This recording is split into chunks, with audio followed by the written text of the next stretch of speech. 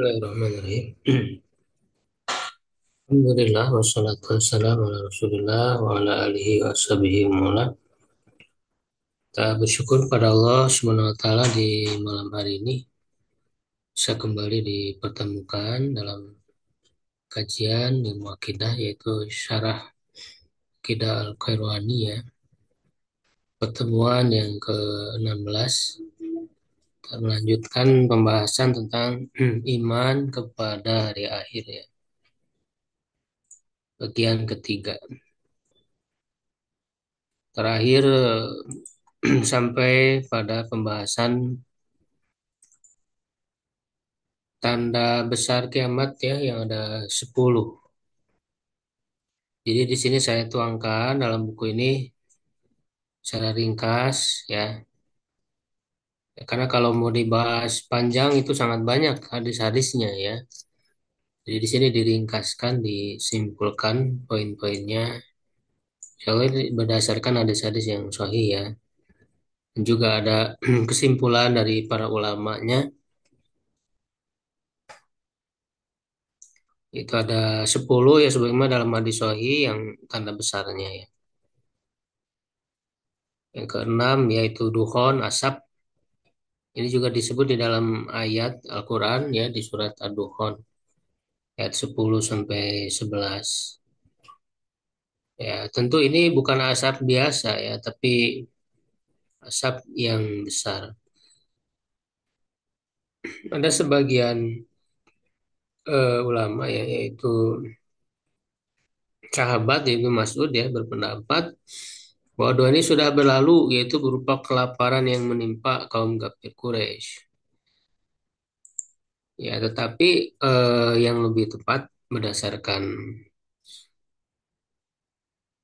penjelasan dari para ulama lainnya dan juga para sahabat yang lain, misalnya Ibnu Abbas, bahwa dukhan ini belum terjadi ya, karena memang dia tanda besar ya.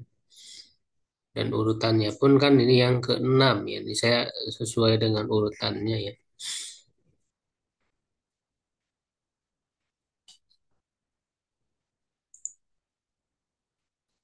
Nah, Ibnu Katsir mengomentari ya, saya menjelaskan eh, jadi ada dalam riwayat Abdullah bin Abbas mengkhawatirkan akan datangnya dukhon ya. Ini menunjukkan beliau berpendapat bahwa dukhon belum terjadi. Ya, jadi kata Ibnu Katsir ini sarannya sahih ya kepada Ibnu Abbas, sang tokoh atau ahli ilmu di umat ini dan penerjemah atau penafsir Al-Quran. Ya, dan begitu pula pendapat orang yang menyetujuinya dari para sahabat dan tabi'in seluruhnya. Jadi banyak. Saya disertai dengan hadis-hadis yang marfu, yang sahih dan hasan dan selainnya yang telah kami kemukakan ya kata Ibnu Katsir yang di dalamnya terdapat kecukupan dan petunjuk yang jelas bahwa doa itu merupakan tanda yang ditunggu. Di samping ia juga disebutkan secara jelas di dalam Al-Quran. Ya, maka tunggulah hari ketika langit membawa kabut yang nyata. Jadi ini belum terjadi ya yang lebih kuat. Ya tentu apa namanya ya kadang Ibu Mas'ud ya punya pendapat yang berbeda ya kalau dalam hal apa rincian atau furu akidah ya tentu apa namanya tidak merusak ya akidah ya karena memang beliau juga mungkin beristihad ya. Walaupun ya kita melihat pada yang lebih kuat bahkan lebih banyak ya para ulama yang berpendapat berbeda ya.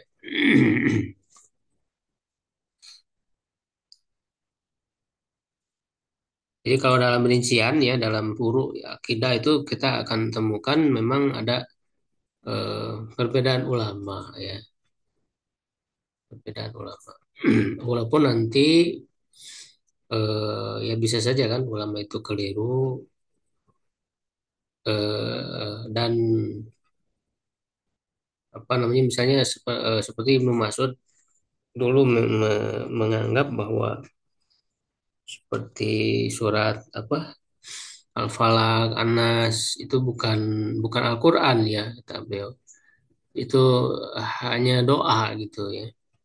Tapi kemudian Itu pendapat lama ya sebetulnya. Ketika Al-Quran itu kemudian ditulis ya dalam mushaf secara lengkap, khususnya di zaman Utsman bin Affan, ya tentu itu menjadi ijma ya. Jadi pendapat Ibnu Mas'ud itu sudah berlalu dan tidak dianggap lagi ya, sehingga ketika sudah dijadikan mushaf itu menjadi ijma ya. Jadi ijma yang tidak boleh lagi orang kemudian berpendapat seperti pendapat Ibnu Mas'ud yang dulu gitu kan. Nah, banyak riwayat yang menyebutkan bahwa dampak asap ini bagi orang beriman seperti terkena flu saja ya, jadi ringan. Nah, sedangkan bagi orang kafir itu bisa menghilangkan pendengaran ya, merusak pendengaran dan penglihatan yang asapnya keluar melalui kedua hidung, kedua telinga dan dubur mereka. Ya, meskipun pada sanadnya terdapat kelemahan, Ibnu Hajar Al-Asqalani mengatakan, tapi hadis-hadis ini banyak dan saling menguatkan, menunjukkan bahwa hal ini memiliki asal ya, dalam Fathul Bari. Imam Nawawi juga ketika mengomentari ya hadis tentang 10 tanda ya, beliau mengatakan hadis ini menguatkan pendapat orang yang berkata bahwa asap itu adalah asap yang merusak penapasan orang-orang kafir dan menimpa orang beriman seperti kondisi flu ya, dan bahwa ia belum datang melainkan ia akan terjadi pada waktu yang dekat dengan terjadinya kiamat seperti dalam syarah Sahih Muslim ya Imam Nawawi. Nah, kemudian yang berikutnya 789 ini disatukan itu longsor. Longsor yang besar ya, bumi terbalik ya bahasa ininya khospun ya. Khospun bil masyriq, khospun bil maghrib, khospun bi jaziratil Arab ya. Jadi tiga wilayah ya. Tentu ini luas besar ya di timur, barat dan jazirah Arab. Ini jazirah Arab kan posisinya di tengah ya. Di dalam hadis disebutkan secara umum bahwa terjadinya longsor merupakan tanda kiamat. Nah, tiga longsor ini bukan longsor biasa. Ya, seperti Ibnu Hajar mengatakan, dan sungguh telah ada longsor di beberapa tempat, tetapi memungkinkan yang dimaksud dengan tiga longsor ini adalah dengan kadar yang lebih dari yang telah ada, seperti tempat dan ukurannya yang lebih besar. Ya, ke-10 nih, yang terakhir yaitu api keluar dari arah Yaman yang menggiring manusia ke tempat perkumpulannya. Ini tanda akhir ya, kalau tanda akhir yang 10 ini terjadi, sudah terjadi kiamat.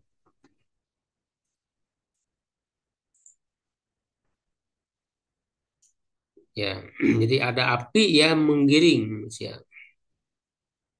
Nah, tentu yang dimaksud perkumpulan di sini, ini perkumpulan dalam masa akhir di dunia.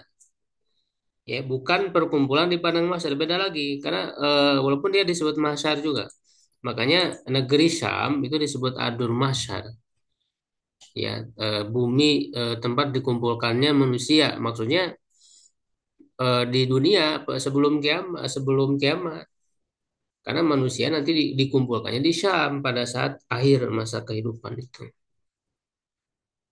Ya, nah dia itu dengan digiring oleh api yang keluar dari Yaman. Makanya nanti ada hadis-hadisnya yang sahih ya. Ada orang yang naik kuda ya dengan ketika digiring itu oleh api itu ada yang berlari ya, berjalan, bahkan ada yang terbakar ya kena api. Ya, intinya orang semua akan berkumpul nanti di Syam itu.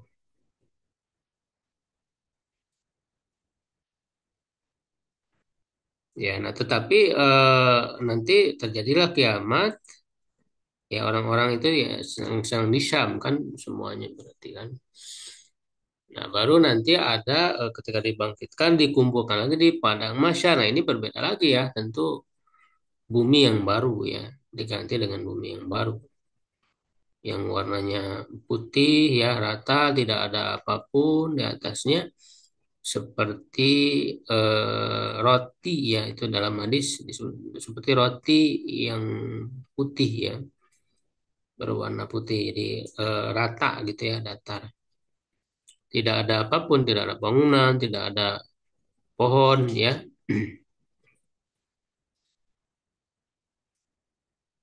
Nah, di sini dijelaskan ya dalam hadis ya, kelompok yang menaiki kendaraan dan mendapat makanan minuman, kedua kelompok yang terkadang berjalan dan terkadang menaiki kendaraan karena bergantian dengan yang lain. Ya, ketika kelompok yang berjalan dan digiring oleh api, jika mereka terlambat, mereka dilahap oleh api. Ibnu Katsir menjelaskan ya, alur penuturan hadis-hadis ini menunjukkan bahwa perkumpulan ini adalah perkumpulan orang-orang yang masih hidup di masa akhir dunia di negeri tempat perkumpulannya yaitu negeri Syam dan bahwa manusia menjadi tiga kelompok. Seperti dalam An-Nihayah ya, fil Fitan wal Malahib. Nah, ketika telah sangat dekat datangnya hari kiamat, sebagaimana disebutkan dalam hadis sahih, Allah akan mengirimkan angin. Nah ini, ya Allah menjadi orang beriman ya khususnya akan diwafatkan oleh Allah seluruhnya yang sangat lembut, selembut sutra dan seharum kasturi yang datang dari arah Yaman dan Syam yang akan mencabut nyawa setiap orang beriman di muka bumi dari bawah ketiak mereka. Maka tinggallah orang-orang kafir, manusia yang paling buruk yang tidak lagi disebut nama Allah, kepada mereka lah kiamat terjadi. Ya, ini ketika telah sangat dekat, ini nggak disebutkan jarak waktunya ya. Kita sangat dekat, yaitu diwafatkan orang beriman itu. Ya, nah lalu membahas permulaan kiamat ya tentu sangat banyak ya dalam Al-Quran menggambarkan ya bagaimana terjadinya hari kiamat. Ini diantaranya saja yaitu sangkakala ya ditiupkan trompet ya yaitu sur ya oleh malaikat Israfil yang ditugaskan ya untuk meniup sangkakala. Di sini ada dua tiupan. Ya, tiupan pertama tentu terjadi kehancuran. Ya, seperti di dalam surat ini ya, surat Al-Haqqah di antaranya 13 sampai 18.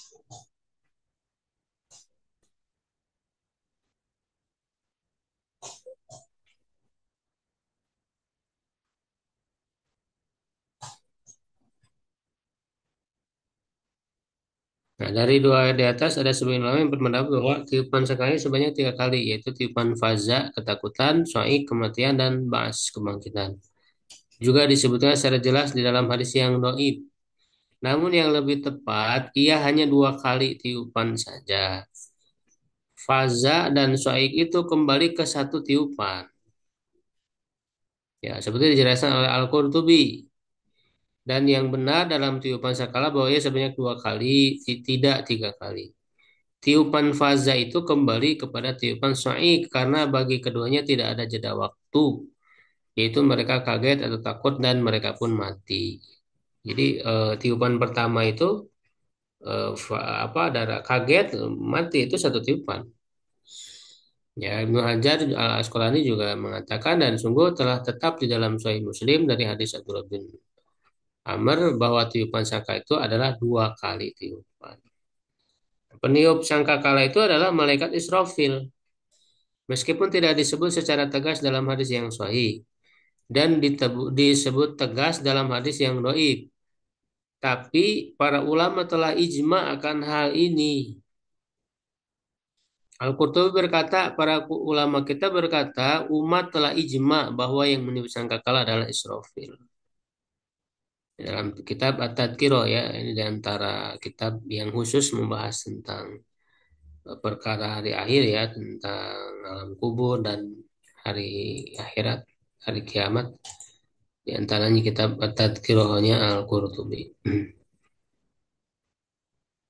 Ya, ada beragam pendapat ulama Indonesia siapa yang dikecualikan. Nah, karena dalam dalam ayat itu kan illa ada pengecualian ya, illa masya Allah ya. Di ayat yang tadi itu. Nah ini ya. Wa nufiya fi sur fasaiqa man fis sama wa man fil ardi illa man Allah. Kecuali yang Allah kehendaki. Nah, siapa yang dikecualikan ini ya? Sehingga menjadi pembahasan para ulama ya. Suma nufiya fi ukhra faidahum qiyam yang turun. Ini tiupan yang kedua. Mereka bangkit ya, dari kebangkitan. Nah, Ibnu Taimiyah ya apa namanya? Yang tidak mati kecuali ditiupnya kala yang pertama, namun tidak ada yang secara tegas disebutkan di dalam nas. Ibnu Taimiyah rahimahullah berkata, ya, dan adapun pengecualian, maka ia berkemungkinan mencakup yang berada di surga dari para bidadari. Nah, tentu kan surga tidak mengalami kehancuran. Karena surga tidak ada kematian di dalamnya dan juga mencakup selain mereka. Ya, dan tidak mungkin memastikan terhadap setiap yang Allah kecualikan karena Allah menyebut secara mutlak tanpa penentuan di dalam kitabnya. Jadi kita tidak bisa memastikan juga siapa yang dikecualikan oleh Allah yang tidak mati ketika ditiup sangkakala itu ya. Ya, di antaranya yang jelas tadi surga ya kan, yang ada di dalam surga ya seperti bidadari dan yang lain. Karena tidak ada kehancuran pada surga. Maka surga kan sudah diciptakan ya. Nah, lalu kebangkitan. Nah, ini tiupan yang kedua tadi. Ya, kebangkitan dari alam kubur ya.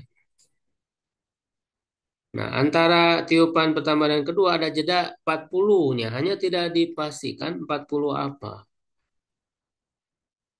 Bagaimana dalam hadis ya dijelaskan. Manusia dibangkitkan seperti tumbuhnya tumbuhan. Dibentuk kembali dari tulang ekor ya, azwaj zanab ya, yang masih tersisa sebagaimana dalam hadis. Makanya kan dalam Al-Quran ketika membahas tentang hujan, proses hujan tuh apa Allah menumbuhkan tumbuhan kan dengan hujan itu. Nah, lalu di akhirnya itu selalu Allah mengingatkan kadzalika tukhrajun, kadzalikal uruj. Seperti itulah ya kalian akan dibangkitkan. Jadi itu gambaran bagaimana manusia nanti dibangkitkan ya seperti tumbuhnya tumbuhan. Nah, dalam hadis ini secara jelas Rasul menyebut bahwa manusia akan dibangkitkan seperti tumbuhnya tumbuhan. Makanya Allah mengirim hujan. Ya, sumayun zirullah minas sama imaan. Fayan butuna kama yan butul baklu. Maka mereka manusia itu akan tumbuh seperti tumbuhnya tumbuhan. Jadi dengan air hujan itu manusia dibentuk kembali ya jasadnya. Dari tulang yang masih tersisa tidak akan pernah hancur yaitu ajbudanab tulang ekor ya dari tulang ekor dibentuk apa jasad manusia itu makanya dia tidak akan hancur ya dimanapun dia mati.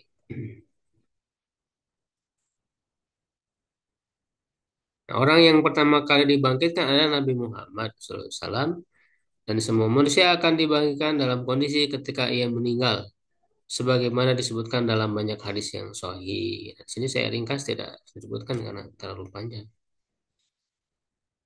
Jadi kalau orang meninggalnya sedang mabuk ya dia ketika dibangkitkan dalam keadaan mabuk. Ketika sujud misalnya ya dia dibangkitkan dalam keadaan sujud.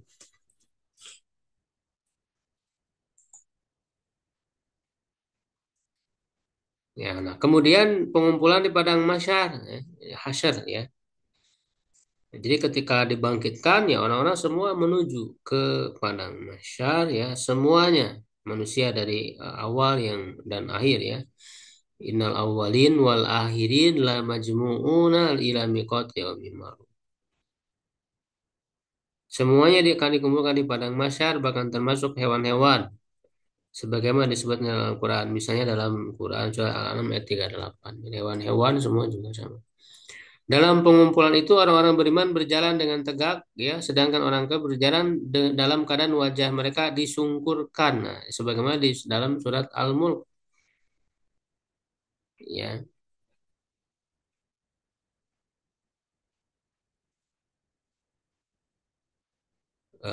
apa ayatnya itu? Man yamsi mukiban ala wajhihi ya amma yamsi sawiyan ala siratul mustaqim. Mukiban ala wajid orang kafir ya, sungkurkan wajahnya sedangkan orang beriman sawiyan tegak.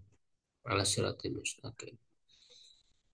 Nah, padang mahsyar itu eh, telah diganti dengan bumi yang baru. Nah, sebenarnya dalam surat Ibrahim ya 48, yaitu pada hari ketika bumi diganti dengan bumi yang lain. Yauma tubaddalul ardu ghairul ardi ya, was samawat. Dan demikian juga langit. Dan mereka semuanya di padang mahsyar berkumpul menghadap kehadiran Allah yang Maha Esa lagi Maha Perkasa. Nah, sifatnya sebenarnya dalam hadis ya dari Sahal bin Sa'ad ini sahih ya Bukhari Muslim. Dia berkata, aku mendengar Rasulullah SAW bersabda, yuhsyarun nas yaumil qiyamah ala ardin bayda afra'a ka kursatin naqi laisa fi alamun li ahad. Ya, pada hari kiamat manusia dikumpulkan di atas tanah yang putih, murni bagaikan roti yang bersih. Jadi bumi itu udah baru ya, tidak lagi bumi yang sekarang ya di dunia. Tapi dia putih berwarna putih, seperti roti, jadi rata gitu. Tidak ada alam, jadi tidak ada tanda ya satu tanda pun yang menunjukkan kepemilikan bagi seseorang. Jadi nggak ada lagi orang yang memiliki tanah gitu seperti sekarang. Ada pemilik-pemilik tanah ya. Kondisi manusianya sebagaimana dijelaskan. Nah, manusia itu dikumpulkan ya di padang mahsyar dalam keadaan hufatan uratan gurlan. Keadaan tidak beralas kaki, telanjang dan belum dihitan, tidak ada selai pakaian pun dalam tubuhnya.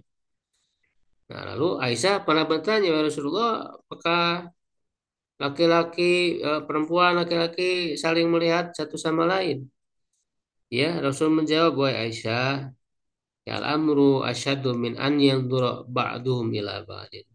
Perkaranya lebih berat ya daripada seorang ya sebagian melihat kepada seorang udah nggak lagi mikirin masalah hal itu ya, masalah aurat segala macam. Jangankan aurat orang lain ya, aurat dirinya sendiri sih udah nggak peduli karena dia memikirkan yang akan mereka dapatkan ya di depan ada surga atau neraka. Ya, mereka memikirkan nasib masing-masing, tidak lagi peduli ya dalam kondisi seperti itu. Sangat takut sekali. Biasanya kalau orang sedang takut itu lupa hal-hal seperti itu. Ya. Apalagi ini takutnya sangat gitu ya. Pada saat itu matahari didekatkan. Ya, di sini dikatakan matahari didekatkan sehingga sebatas 1 mil. Ya, demi Allah aku tidak tahu apakah kalian masukkan jarak bumi atau kamil yang dipakai bercalak mata. Beliau bersabda lalu mereka berada dalam keringat sesuai amal perbuatan mereka ya di antara mereka ada yang berkeringat hingga tumitnya, ada yang berkeringat hingga lututnya, ada yang berkeringat hingga pinggang dan ada yang benar-benar tenggelam oleh keringat. Ya. Rasulullah menunjuk dengan tangan ke mulut beliau jadi sampai tenggelam dengan keringatnya sendiri. Ya, ketika itulah ada golongan orang beriman yang diberi naungan oleh Allah dengan 7 kategori sifatnya semuanya disebut dalam hadis yang 7 golongan itu ya, imamun adil ya, imam yang adil, sabawun nasyafi ibadatillah ya, pemuda yang tumbuh dalam taat kepada Allah, tarojulun mu'alakun bil masajid, laki-laki yang atau seorang yang hatinya terpaut dengan masjid, cinta masjid gitu ya. Ya ada 2 orang yang bertemu misalnya laki-laki, 2 orang laki-laki ataupun 2 orang perempuan yang bertemu karena Allah, berpisah karena Allah.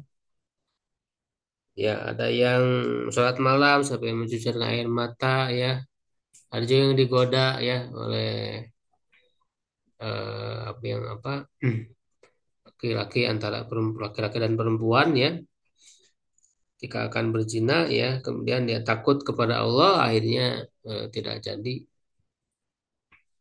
Dan yang berinfak dengan tangan kanan tapi tidak diketahui oleh tangan kirinya, artinya infak dengan sembunyi-sembunyi. Yaitu 7 golongan yang akan diberi naungan secara khusus pada saat tidak ada naungan selain naungan dari Allah itu di padang mahsyar itu.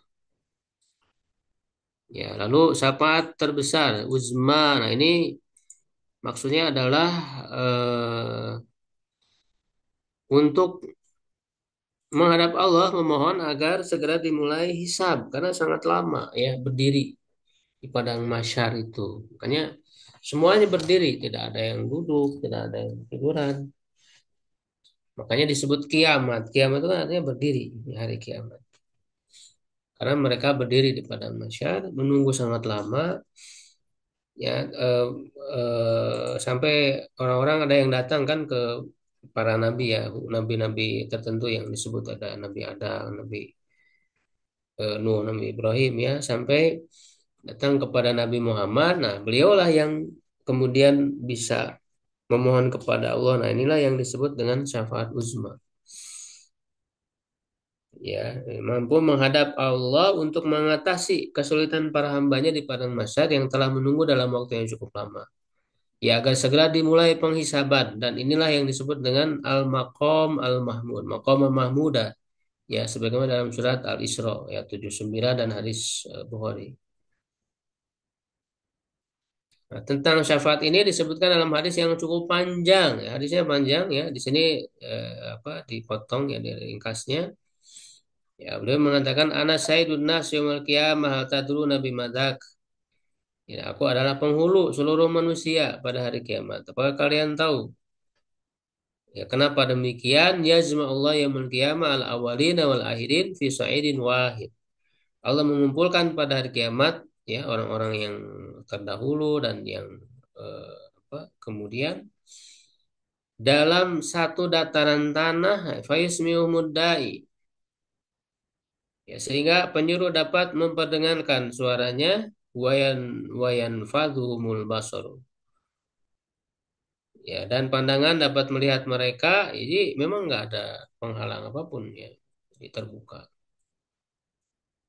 ya buatan nusyamsu nah, matahari didekatkan manusia eh, mengalami kesedihan dan kengerian pada batas yang mereka tidak mampu dan sabar menanggung.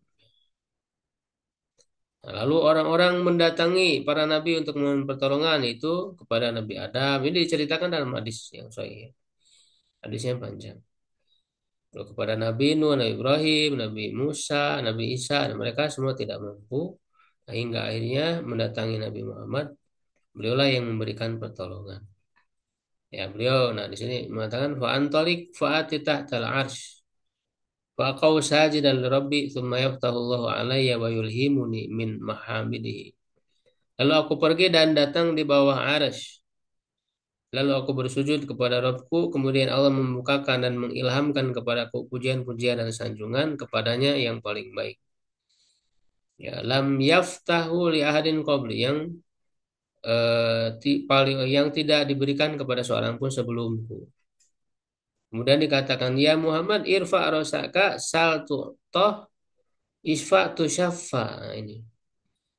Ya, kemudian diseru, wahai Muhammad, angkatlah kepalamu. Nah, jadi Rasul bersujud lama, ya. Disuruh diangkat oleh Allah, ya mintalah pasti engkau diberi. Minta syafaat pasti diberikan kepada syafaat itu. Maka aku pun mengangkat kepala lalu aku berdoa, ya Rob umatku umatku. Ya. Nah itu ya tentang syafaat uzma. Nah yang berikutnya ini nomor 9 sampai 15.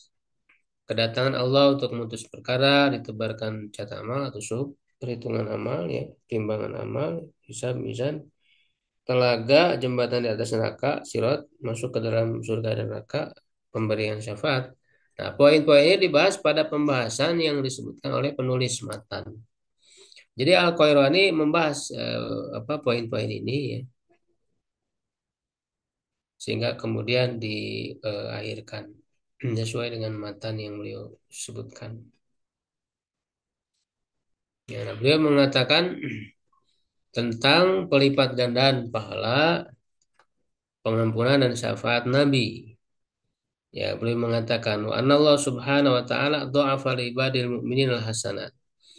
Dan bahwa Allah Ta'ala melipat gandakan untuk hamba-hambanya ya kebaikan ya yang beriman ya kebaikan wasofahalahum bitaubat an kabairis sayyiat ya dan mengampuni mereka dengan taubat dari dosa-dosa besar wa ghafara lahumus shaghair bijtinabil kabair dan mengampuni mereka ya dari dosa kecil ya dengan meninggalkan dosa besar ya wa ja'ala man lam yatub minal kabair ila masyiati dan menjadikan orang yang tidak bertobat dari dosa besar yaitu dikembalikan kepada kehendaknya. Ya innallaha la yaghfiru an yushraka bihi wa yaghfiru ma duna dzalika liman yasha.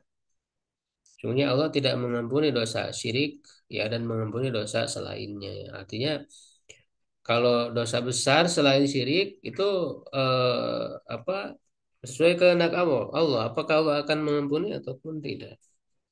Tentu dengan keadilannya. Ya. Adapun dosa syirik, kalau manusia belum sempat bertobat ketika di dunia meninggal dalam keadaan syirik, waliyadzubillah, itu tidak akan diampuni ya sehingga dia kekal di neraka. Nah, waman aqabahu Allahu binari arjo minha bi imani. Nah, ini sangat apa namanya teliti ya dalam kata-kata beliau ya ini mengungkap bagaimana akidah Ahlussunnah. Siapa yang Allah siksa dengan nerakanya, ya Allah akan mengeluarkan dari neraka itu dengan imannya, ya yang ada pada orang itu. Fa'adalahu bihi jannatah. Lalu Allah memasukkannya dengan imannya itu ke dalam surga. Jadi maksudnya ada orang-orang yang masuk neraka dulu sebelum ke surga, karena dosanya ya misalnya lebih banyak ya sehingga harus disiksa dulu. Tapi ada iman di dalam hatinya ya sehingga itu bisa ada kesempatan setelah disiksa di neraka ya sesuai dengan dosanya. Setelah selesai ya baru dimasukkan ke dalam surga ya. Maka ini yang disebut dengan jahanamiyun ya para mantan, para alumni ya, neraka jahanam akan terlihat ya di wajah mereka lalu nanti masuk ke sungai ya di situ dicuci apa setelah mereka disiksa di neraka itu. Sebagaimana ayat fama ya'mal misqala dzarratin wa yarah. Jadi sekecil apapun orang melakukan kebaikan akan dia melihat ya akan dia lihat hasilnya. Nah, wa yukhriju minha bi syafaati Nabi sallallahu alaihi wasallam dan Allah mengeluarkan dari neraka itu dengan syafaat Nabi. Jadi ada yang melalui syafaat Nabi ya. Man syafa'alahu min ahlil kabairi min ummatihi kepada orang yang dia yang beliau sallallahu alaihi wasallam memberi syafaat kepadanya dari para pelaku dosa besar dari umatnya. Jadi dosa besar yang banyak yang dilakukan orang bahkan lebih banyak dari amal solehnya kan itu menuntut untuk dia masuk neraka. Nah, tapi bisa selamat tidak masuk ke dalam neraka dengan diberikan syafaat. Makanya nanti ada macam-macamnya ya syafaat itu. Ada yang memang khusus dari Nabi, ada juga nanti umatnya juga bisa ya memberi syafaat. Seperti tadi yang harusnya orang itu dengan dosa besar yang banyak dia masuk neraka, ya, tapi karena ada ya diberi syafaat, ya itu bisa tidak ke neraka, jadi langsung ke surga. Ada yang seperti itu.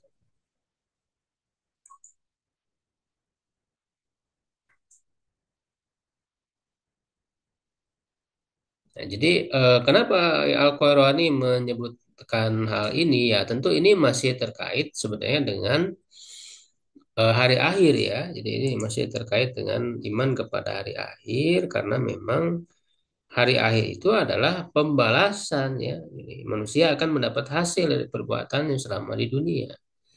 Maka di sini dijelaskan prinsip-prinsip keimanan terkait dengan apa yang akan diperoleh manusia, yaitu Allah akan melipat gandakan pahala ya pelipat gandaan pahala.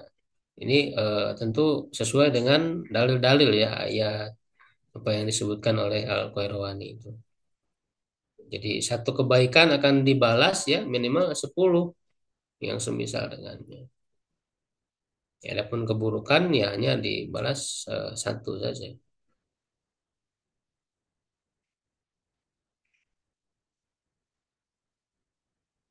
Ya, dalam hadis ya lebih diperjelas lagi ya. Bahkan orang yang baru berniat bertekad untuk melakukan kebaikan itu sudah dicatat oleh Allah sebagai satu kebaikan yang sempurna. Ya, kalau mengamalkan ya minimal dia mendapat 10 kali lipat sampai 700 ya kali lipat, bahkan lebih. Nah, adapun orang yang berniat bertekad melakukan keburukan, kalau dia tidak mengamalkannya itu tidak dicatat sebagai keburukan, bahkan dicatat sebagai kebaikan yang sempurna, satu kebaikan sempurna karena dia berhasil untuk meninggalkannya. Ya, berhasil untuk apa tidak jadi melakukannya. Nah, tapi kalau kemudian dia melakukan keburukan itu, maka hanya dicatat dengan satu keburukan saja. Ini menunjukkan kasih sayang Allah ya kepada para hamba. Nah, Allah mengampuni dosa besar dengan taubat. Nah, penerimaan taubat ini sebelum ajal di kerongkongan dan sebelum matahari terbit dari barat. Ya, karena sebagaimana yang dalam pembahasan tanda kiamat, matahari terbit dari barat. Nah, ketika itu terjadi ya sudah ditutup pintu taubat. Ya, orang yang tadinya tidak beriman, beriman udah nggak diterima, atau orang yang sudah beriman mau menambah amal soleh juga tidak diterima. Ya. Sebagaimana dalam hadis yang sahih. Nah, adapun dosa kecil ya tentu walaupun tidak bertobat ya, itu bisa dihapus ya dengan amal-amal soleh yang lain ya. Dengan syarat meninggalkan dosa besar. Seperti misalnya sholat, ya saum Ramadan, sholat Jumat itu bisa menghapus dosa. Banyak ya amal-amal soleh yang bisa menghapus dosa-dosa kecil. Nah, dosa besar yang tidak sempat ditaubati urusannya diserahkan kepada Allah, ya, kepada kehendak Allah. Jika ia berkehendak yang mengampuni, jika tidak, ya akan membalasnya dengan siksaan. Kemudian dalam ayat tadi. Ya.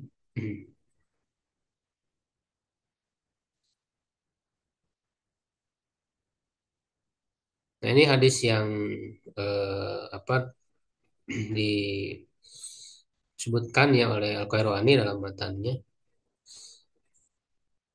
bahwa ada yang masuk ke dalam neraka ya lalu dikeluarkan. Ya Allah menyuruh untuk mengeluarkan ya dari neraka yang ada keimanan meskipun kecil sebiji jarah atau khordal ya. Lalu mereka keluar dan hitam ya mereka menghitam maka dimasukkan ke dalam sungai Al-Hayya atau Al-Hayya. Ya, lalu mereka payan butuna kama tan betul hibbatu fi janibis sair alam tara annaha tahruju sab'a mutawi. Ya, mereka tumbuh bersemi seperti tumbuhnya benih di tepi aliran sungai. Tidakkah kamu melihat, kamu perhatikan bagaimana dia keluar dengan warna kekuningan. Jadi dibersihkan ya di sungai tersebut. Nah, ini yang disebut dengan jahannamin itu ya, atau jahannamiyun. Sebenarnya disebut dalam hadis. Ya.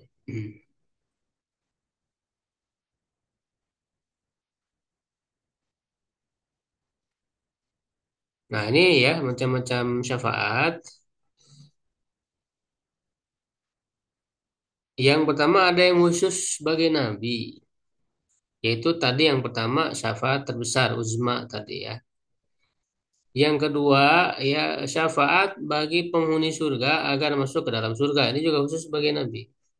Karena beliau yang paling pertama masuk surga yang memegang kunci surga. Sebagaimana dalam hadis ya, ati babal jana yang qiyam fa astabtiu fa yaqulu khazin man anta fa aqul Muhammad fa yaqul bika umirtu la abtahu li ahadin qabla. Jadi hanya oleh Nabi Muhammad pintu surga itu bisa dibuka. Sehingga dengan ini berarti syafaat beliau agar penghuni surga itu bisa masuk ke dalam surga. Yang ketiga ya khusus sebagai nabi syafaat untuk menambah jumlah para penghuni surga yang masuk surga tanpa hisab. Ya kan disebut ya dalam hadis ada 70.000 ya orang masuk surga tanpa hisab. Nah, lalu Rasul mengatakan tambahkan untukku. Qala laka ma'akul li alfin sab'una alfan. Bagi bersama setiap 1.000 ada 70.000 lagi. Ya, tambahkan lagi fa'inalaka kata fa'inalaka hakada wa hakada. Ini tambah lagi. Maksudnya bagimu begini dan begini. Ya, ini semuanya dalam hadis yang sahih ya, insya Allah.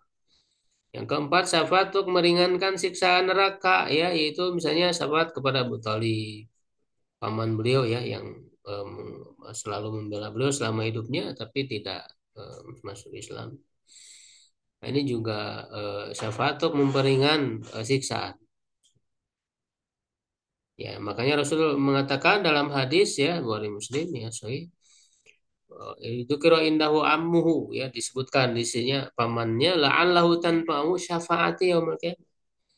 Semoga syafaatku itu bermanfaat untuknya pada hari kiamat. Fayaj'alu fi dahdahin minan nar yablughu ka'baihi yagli minhu dimagu. Ini siksaan bagi Abu Talib.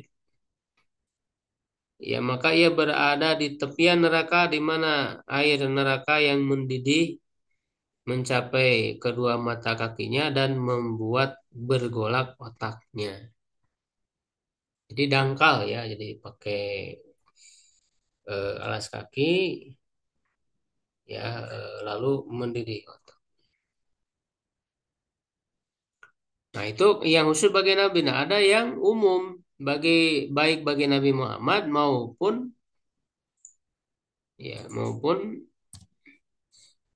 yang lainnya dari para nabi, para malaikat dan orang-orang beriman. Nah, ini ada dua macam. Yang pertama, ya syafaat bagi orang beriman yang masuk neraka karena dosanya agar dikeluarkan dari neraka. Nah, kalau ini yang pertama ini udah masuk ke neraka, ya tapi dengan syafaat ini ya baik dari nabi atau dari yang lain itu dikeluarkan dari neraka. Ya seperti dalam hadis ya Rasulullah syafaati di al kabair min ummati. Ya dalam hadis yang panjang juga disebutkan Fayaqul azza wa jalla syafa'atil malaika. Nah, bahkan malaikat juga bisa memberi syafaat. Syafa'atin nabiyyu wa syafa'an nabiyyun wa syafa'al mu'minun. Walam yabqa illa arhamur rahimin fayaqbidu qabdatan minan nar fayuhriju minha qauman. Nah, jadi orang yang dikeluarkan dari neraka itu ada yang dengan syafaat ya, baik dari nabi, dari malaikat, dari para nabi orang beriman. Nah, ada juga yang memang tidak diberi syafaat tapi oleh Allah langsung ya dikeluarkan dari neraka itu. Karena ada iman ya di dalam dirinya. Nah, yang kedua, syafaat bagi orang beriman yang seharusnya masuk neraka karena dosanya menjadi tidak masuk neraka. Nah, kalau yang kedua ini dia belum masuk. Ya, kalau yang pertama tadi udah masuk agar dikeluarkan. Nah, kalau sekarang seharusnya dia masuk ke neraka karena dosanya, nah, tapi diberi syafaat, akhirnya tidak jadi. Itu berdasarkan hadis-hadis yang sebelumnya yang disebut secara umum yaitu syafaat bagi orang beriman pelaku dosa besar. Nah, di sini umum maka mencakup baik setelah mereka dimasukkan ke dalam maupun sebelum dimasukkan. Selain itu, ada juga para penghuni neraka yang memiliki iman meskipun kecil dikeluarkan dari neraka tanpa melalui syafaat. Nah, itu yang tadi ya, atas karunia Allah tadi ya. Ya, baik ya sekalian mungkin sampai situ dulu ya tentang syafaat ya. Kalau ada yang ditanyakan, gitu.